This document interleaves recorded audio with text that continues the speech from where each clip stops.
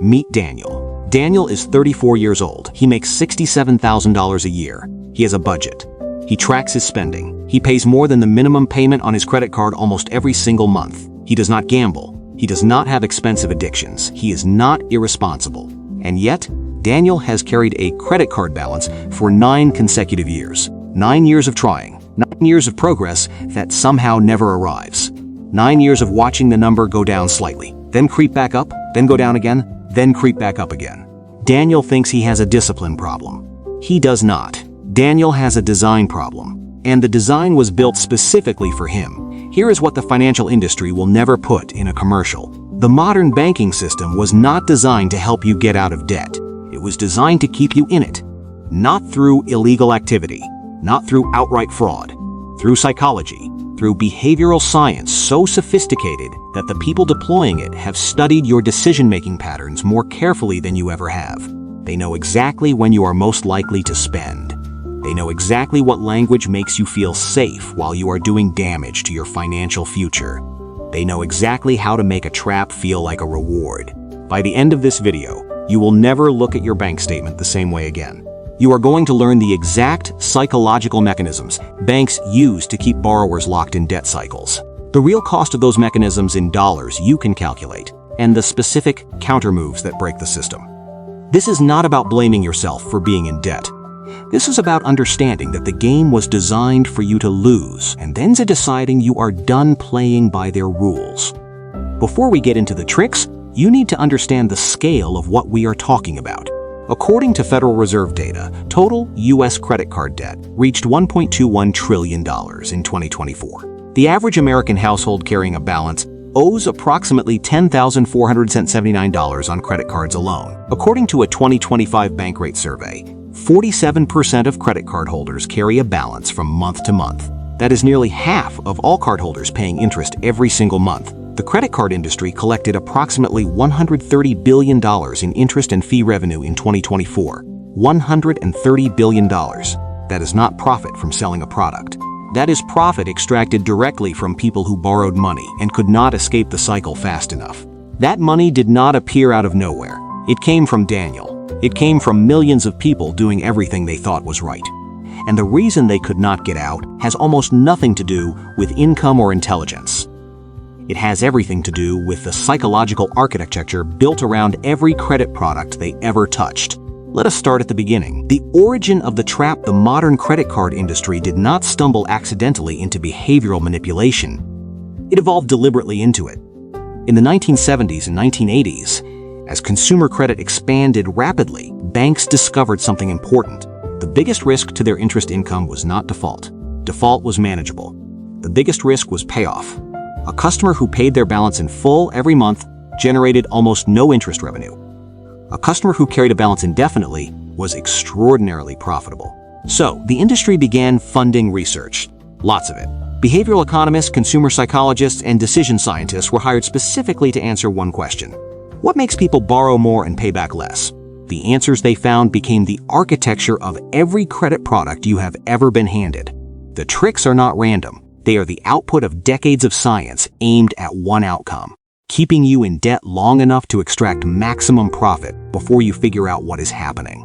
Here is how they do it. Trick 1. The minimum payment illusion. Look at your credit card statement. Somewhere on that document, federal law requires your bank to tell you exactly how long it will take to pay off your balance if you only make the minimum payment. Most people glance at that number and keep scrolling. Banks were counting on that. The minimum payment is the most psychologically sophisticated trick in consumer finance. Here is why. When you see a balance of $8,000 and a minimum payment of $160, your brain registers $160 as the cost of having that debt for 1 month. It feels manageable. It feels like progress. What your brain does not naturally calculate is that at a standard interest rate of 20.09%, which was the average credit card APR in the United States, as of early 2025, according to the Federal Reserve, paying only the minimum on $8,000 will take you approximately 20 years to pay off and cost you over $9,000 in interest alone. You will pay more than double what you originally borrowed, and you will do it across 2 decades. The minimum payment was not designed to help you get out of debt. It was designed to keep you in it as comfortably as possible. The number is calculated to be low enough to feel affordable and high enough to prevent default, which would stop the interest from accruing. The bank needs you uncomfortable enough to keep paying, but not so uncomfortable that you stop. That is the precise psychological window the minimum payment lives in. A 2024 study published in the Journal of Marketing Research found consumers who are shown only the minimum payment amount spend an average of 29% more on their credit cards than those shown the full balance prominently. The minimum payment does not just fail to help you pay down debt, it actively encourages you to add more. Trick 2. The reward trap. This one is elegant. This one is the trick that makes you feel clever while it works against you. Cashback programs, travel miles, points systems, rotating rewards categories. The entire reward credit card ecosystem is built on a single behavioral insight. People spend more when they believe they are earning something back. According to a 2024 report from the Consumer Financial Protection Bureau, reward card holders carry higher average balances than non-reward card holders. They also pay more in interest annually. The rewards they earn rarely offset the interest they pay. A card offering 2% cash back on a balance carrying 22% interest is not a benefit. The math is catastrophically negative, but the brain does not experience it that way. Your brain experiences the 2% as a gain and the 22% as an abstract cost that arrives later. Gains feel immediate, interest feels distant. Banks design the reward architecture specifically to exploit that gap in human time perception. They are not giving you rewards because they are generous. They are giving you rewards because rewards make you spend more, carry higher balances, and generate more interest income than the rewards ever cost. The American travelers collecting miles who carries a $6,000 balance at 24% interest is paying $1,440 in annual interest to earn approximately $180 worth of airline miles. They are losing $1,260 per year to feel like they are winning. And they feel like they are winning because the rewards arrive in a form that feels like a gift, while the interest arrives in a form that feels like a bill they already knew about. Trick 3. The credit limit expansion. One day you receive a notification. Your credit limit has been increased. No application required. No action needed on your part. Just more available credit, automatically granted. It feels like recognition. It feels like the bank trusts you. It might even feel like a reward for good behavior. It is none of those things. Research in behavioral economics has consistently demonstrated what banks discovered long ago. People spend to a percentage of their available credit, not to a fixed dollar amount. When your limit goes from $5,000 to $8,000, your spending does not stay at the same dollar level. It rises proportionally. The psychological phenomenon at work is called credit limit anchoring. Your brain recalibrates what feels like a reasonable balance based on the new limit. A $3,000 balance felt significant when your limit was $5,000. It feels almost conservative when your limit is $8,000. A 2023 study by the National Bureau of Economic Research found that for every dollar increase in credit limit, consumers increase their spending by approximately 10 to 30 cents within the first year. Banks know this. Unsolicited limit increases are not offered out of generosity. They are offered because they reliably generate additional spending and additional interest revenue. The limit expansion is a calibrated decision made by an algorithm that has studied millions of spending patterns to determine the exact moment when more available credit will produce more profitable borrowing behavior from you specifically. Trick 4. The language of flexibility. Pay attention to how banks describe debt. They do not call it debt. They call it flexibility. They call it freedom. They call it access. Buy now, pay later, no payments until next year. 0% introductory APR, tap and go. You deserve it. The language of consumer credit is not accidental. It is the product of decades of marketing research specifically designed to dissociate the emotional experience of spending from the intellectual awareness of borrowing. When you tap your card, your brain processes a purchase. When you write a check, your brain processes a loss. The physical and psychological distance between spending and paying was deliberately engineered to make debt feel painless at the moment of acquisition. A foundational study by Drazen Prelec and Duncan Symester at MIT found that people consistently spend more when using credit cards than cash for identical purchases. The study showed that the anesthetic effect of credit card spending was not just about convenience. It was about pain reduction. Spending cash activates what researchers call the pain of paying. Credit card spending suppresses it almost entirely. Banks do not want you to feel the pain of paying. The moment you feel it, you slow down. The moment you slow down, their interest revenue shrinks. Every piece of language you encounter in the credit industry is designed to keep that pain suppressed. Flexible payments, easy access, instant approval. The words are chosen to keep the emotional distance between you and the true cost of what you are doing as wide as possible. Trick 5. The introductory rate, BAIT 0% APR for 12 months. Balance transfer offer. No interest if paid in full. These promotions exist in every corner of the credit industry, and they are among the most effective psychological traps ever designed. Here is how the trap works. You transfer a balance to a new card with a 0% introductory rate. The psychological relief is immediate. You feel like you have solved the problem. You have bought yourself time. And because the immediate pressure is gone, the urgency to aggressively pay down the balance decreases. Research has consistently shown that the removal of financial pressure reduces the speed of debt repayment even when the goal was repayment all along. Then the promotional period ends. The rate jumps. According to Bankrate, the average go-to rate on balance transfer cards after the promotional period ends was above 20% in 2025. If you have not paid off the balance, you are now back in the same cycle, often with a new annual fee and a new card in your wallet that your bank is hoping you will also use.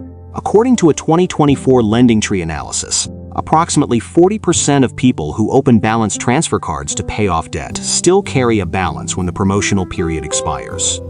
The introductory offer did not solve the debt. It rescheduled it while reducing the psychological urgency to eliminate it. That reduction in urgency is not a side effect. It is the design. Trick 6. The autopay trap. Setting up autopay feels responsible. It feels like the financially mature thing to do. Banks actively encourage it, and the reason is more calculated than you might expect. When your minimum payment or a fixed amount is automatically deducted each month, you stop actively engaging with your debt. The pain of paying is already suppressed by the credit card interface. Autopay suppresses the last remaining prompt to notice what is happening. Your balance continues generating interest. Your payment continues leaving your account. And because nothing requires your attention, nothing prompts you to accelerate repayment. A 2023 behavioral finance study found that consumers on autopay for minimum payments took an average of 14 months longer to pay off identical balances compared to consumers who manually initiated payments each month. The act of manually paying keeps the debt visible. Visibility creates discomfort. Discomfort creates motivation to eliminate the source. Autopay removes all of that. It turns your debt into background noise, and background noise never gets paid off aggressively. Banks promote autopay because it prevents missed payments that would trigger default. But it also prevents the kind of engaged, aggressive repayment that would eliminate their interest income stream. It keeps you in the system, current but indebted, which is exactly where they need you. Let us make this concrete. The average American household carrying credit card debt pays approximately $1,380 in credit card interest annually, according to 2025 Federal Reserve and Bankrate data. That is, the average. Households carrying balances above the mean pay significantly more. Someone carrying $10,000 at 20% interest and making minimum payments will pay over $9,000 in interest across the repayment period. They will spend nearly $20,000 to borrow $10,000. If that same $9,000 in interest payments had been invested, instead at a 7% average annual return over 20 years, it would have grown to approximately $34,800. The psychological tricks banks use do not just cost you the interest. They cost you the compounded future wealth that interest could have built. That is the real price. Not just what you pay, but everything you never get to have because of what you paid. Now you know the design. Here is how you stop playing by it. First, never look at the minimum payment. Look at the total balance and the interest rate. Calculate what aggressive repayment looks like and treat that number as your actual payment. Make the minimum payment feel embarrassing, not manageable. Second, treat rewards as irrelevant to your spending decisions. If a reward card is causing you to carry a balance, it is costing you money. The 2% cashback is not compensation for 22% interest. Neutralize the psychological trick by calculating your net position honestly. Third, when you receive a credit limit increase you did not request, treat it as a warning, not a reward. Your bank's algorithm just identified that you are in the behavioral window where more available credit will cause you to spend more. Do not let the anchor move. Fourth, read every piece of credit marketing language and replace the emotional words with financial ones. Flexibility means debt. Freedom means borrowing. Access means obligation. No payments until next year means the interest may still be accruing now, and the bill will be larger later. Strip the language of its anesthetic and the decision becomes clear. Fifth, if you use autopay, set it to an amount significantly above the minimum. Better yet, engage with your debt manually every month. Log in, look at the number, feel the discomfort. That discomfort is a feature, not a problem. It is the only internal mechanism powerful enough to compete with the external psychological architecture the bank has built around you. Here is what nobody in a bank boardroom wants you to understand. The system only works if you do not understand it. The moment you can name what is happening, the trick loses most of its power. You cannot unsee the design once you have seen it. Daniel is not undisciplined. Daniel was out-engineered. He was handed a set of financial tools specifically calibrated to feel helpful while functioning as traps. The minimum payment that felt manageable, the rewards that felt like winning, the limit increase that felt like trust, the 0% offer that felt like relief, the autopay that felt responsible. Every single one of those things felt like the bank was on his side. None of them were. But here is the shift in the story. The bank's entire model depends on Daniel not knowing this, on you not knowing this. Information is the one thing they cannot design around. You now know the tricks by name. You know the cost in real dollars. You know the counter moves. The only question left is whether you are going to keep funding their $130 billion interest revenue machine, or whether you are going to take that money back and build something with it instead. The choice is yours. But now, at least, it actually is a choice. If this video changed how you see your relationship with credit, subscribe to this channel, because this is exactly what we do here. We pull back the curtain on the systems designed to keep you from building wealth, and we hand you the tools to beat them. Like this video if it opened your eyes. Share it with someone you know who is stuck in a debt cycle and cannot figure out why. And tell me in the comments, which one of these tricks has been working on you without you knowing it? I read every single comment, and I want to know.